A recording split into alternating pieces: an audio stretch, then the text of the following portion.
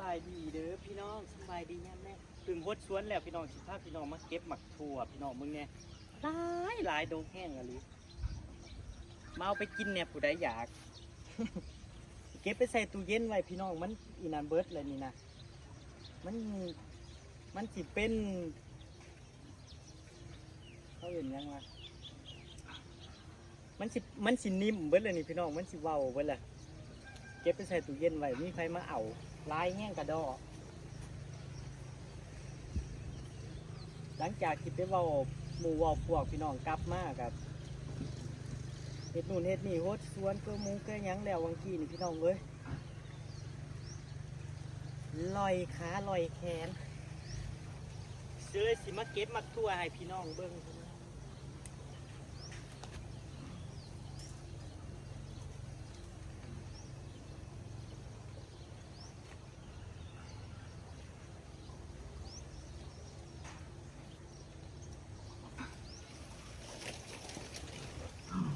เป็นดกแค่ดกกว่า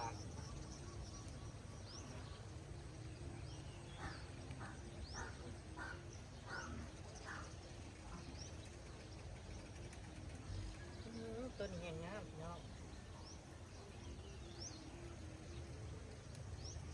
ต้นนี้คืองามกระดอแท้พักยาวพี่น้องเป็นไงยาวแห้ง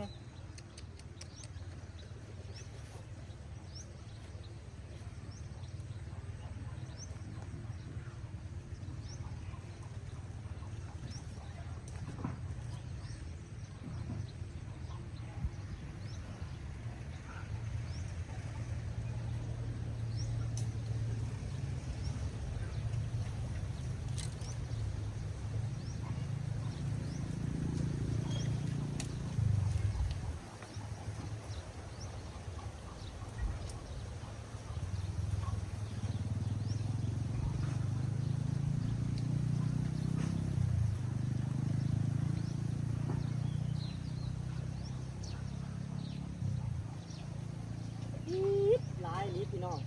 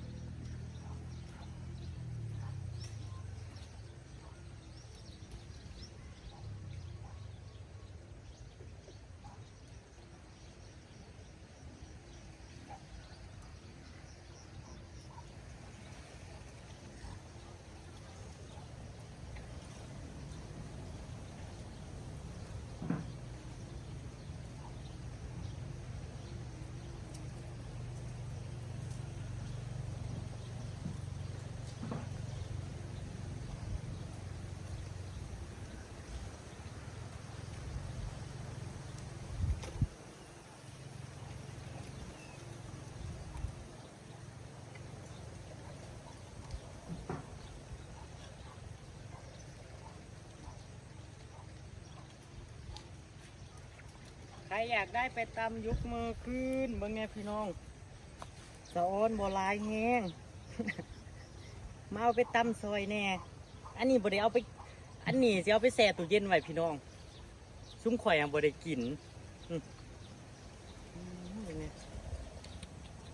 หลายคักคุณ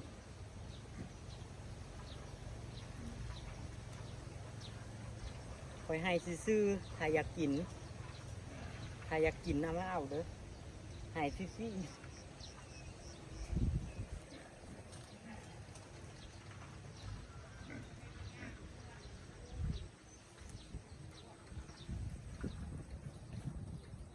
ยังลายแห้งพี่น้องเลยยังลายแห้งงามบ่สะอ้อนบ่พุ่นยังลายแห้งส้มเจ้าเบิ่งแน่พุ่นอยู่เทิงอีกพุ่นลามอยู่พี่น้องนี่จะฟักยาวๆทั้งนั้นเลยจ้าเอาไว้ให้ป่านี้เอาลงไปร่วมกับหมูที่เห็ดทางพี่น้องเนี่ยฝุ่นเจ้ามีสุ่มเจ้า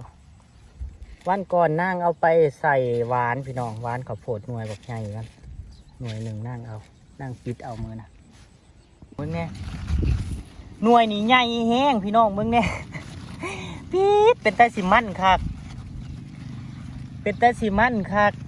ถ้าไผอยากกับมาเยี่ยมยามได้เด้อสิแบ่งให้คนละหน่วยละหน่วยเอาเมื่อ เอาเมื่อหนึ่ง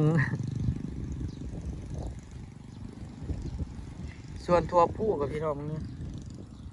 กำลังงามเลยทัวผู้นะส่วนกะลำเจ้านี่คอยว่าคือสิบ่เป็นตาไหม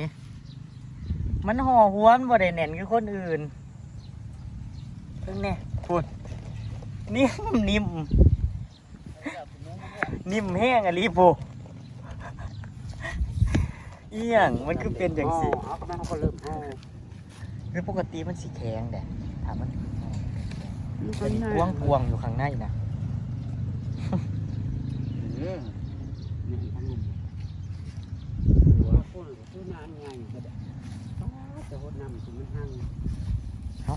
มันแดดดิโคตรเผื่อไว้โอ้ยพี่น้องเอ้ยแม่นบอกเจ้าสิท้อนและสะอ้อนบอพี่น้องสะอ้อนน้ำบอสมาโดกคักแท้นี่โดกคักได้พี่น้องเจ้ากระท้อนมือแรงหรือเป็นยังเฮ้ย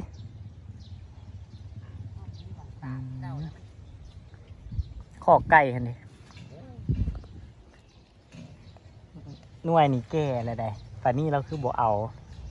แก่อะไรหน่วยนี่นะอันนี้ก็ง่ามแห้งกำลังห่อหัวเลยพี่น้องพอดีงานนั่นพอดีงานเลยงามคักเลยเนี่ยกรอบๆเลยพี่น้องพักที่ข่อยมากที่สุดนี่คือพักนี่แหละพี่น้องสลัดอันนี้แหละพี่น้องแซ่บแห้งหวานแห้งนี่ส่วนตัวนี้เฮ้ยใบมันคือตายฮะนี่ดิใบมันคือตายสักครั้งเนาะโอ้ยใบแก่มันก็ตายนะกำลังห่อใบมันแก่แล้วครับกับปัญหาการพอดีมืองานเนาะอย่างแต่มันแก่ก่อนนั่นแหละแก่ก่อนมืองานพอดีได้ยกทั้งของตัวเองทั้งของสื่อพี่น้องมันเหลือกับเอาแบงให้พี่น้องอยากให้มันแล้วงานไปไวๆเนาะ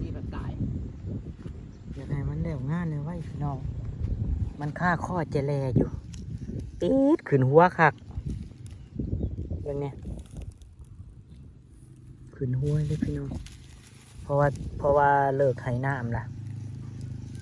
เขาเลิกโคตรน้ำเลยได้พี่น้องหัวใหญ่อยู่ต้นนี้ยังหัวใหญ่คักถอนเบิ่งอันหนึ่งวะถอนเบิ่งอันหนึ่งถอนเอาไม่ได้งัดหรอล่ะที่งัดยังถอนอยู่เลยนี่แหละเดี๋ยวมันต้องงัด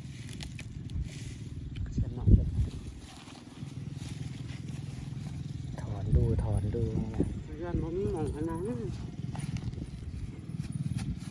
โอ้เสียไปห่ออยู่ใช่ไหมถอนกันไปเสียไปห่ออยู่ใช่ไหมมันเอาหัวใหญ่ได้น้องนี่นะลงหัวหมดเลยบกคิดว่าสิได้อีกเนาะหัวท่านนะขนาดว่าปลูกเกลือแหลกแล้วงานนะต้องถอนปลูกปีแหลกพี่น้องได้ซ้ำนี่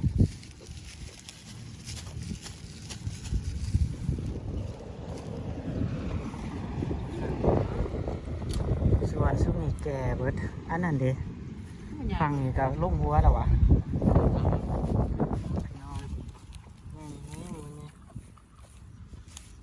หนึ่งเนาะมันแตกนะลายอะไรพวกนี้ปลูกซ้ำกันกับของแล้วงานยังมาปลูกก็พี่น้องว่าซุ่มข่อยเสียซุ่มข่อยเอาอย่างลงดีพี่น้องแล้วงานช่วงนี้ได้เสียงมาขายนะงานบักโลงคนมาฟองจริง เขาจักสิลงหยังเขาคิดดูคิดอุ้ยหู้แล้ว เชี่ยวหมากน้ำเต่ามาลงอยากลงแต่เฮงล่ะ แล้วก็เฮ็ดข้างงามๆมันนะเฮ็ดข้างแบบงามๆนั่นรอดนั่น เอาหมากน้ำเต่ามาลงส่วนพักเจ้าน่ะมันแก่บุญล่ะมันพอถอนถิ่มล่ะ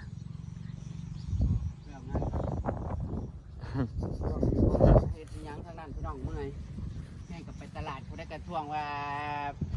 หน้าซีดหน้าเสี้ยวไปฉีดยาบำรุงน่ะเด้อมันสิเซ็ตประกำน้องก่อนไง หน้าซีดหน้าเซี่ยวเนี่ย เอาเมื่อยกินข้าวกินน้ำ อ๋อ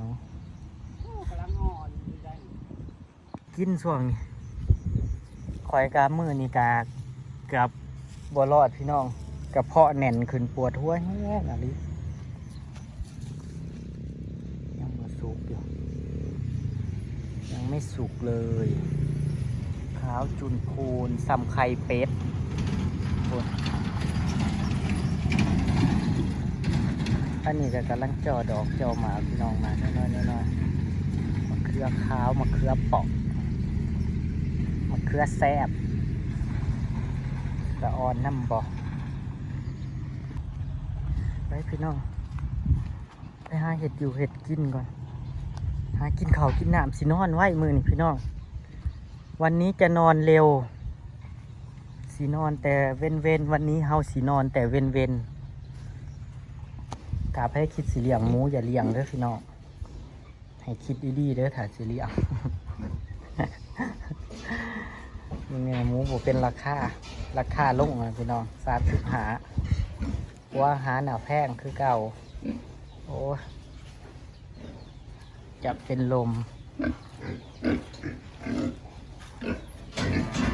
ถ้าผู้ใดมีเงินก็เฮ็ดธุรกิจอย่างอื่นไม่ว่าสื่อท่องผลไว้